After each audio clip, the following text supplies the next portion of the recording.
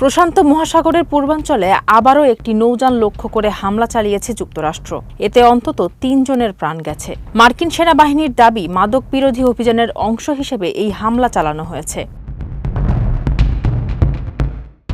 সামাজিক যোগাযোগ মাধ্যম এক্সে এক বার্তায় যুক্তরাষ্ট্রের সাউদার্ন কমান্ড বা সাউথকম জানায়, ২৯ মে বেআইনি তৎপরতার খবর পেয়ে একটি সন্দেহভাজন নৌযানকে তাড়া করে তারা। মার্কিন বাহিনীর দাবি, নৌযানটি মাদক পাচারের সঙ্গে জড়িত ছিল। সাউথকম কমান্ডারের নেতৃত্বে যৌথ টাস্কফোর্স এই অভিযান পরিচালনা করে। ঘটনাটির একটি ভিডিও ফুটেজও প্রকাশ করেছে মার্কিন সামরিক বাহিনী।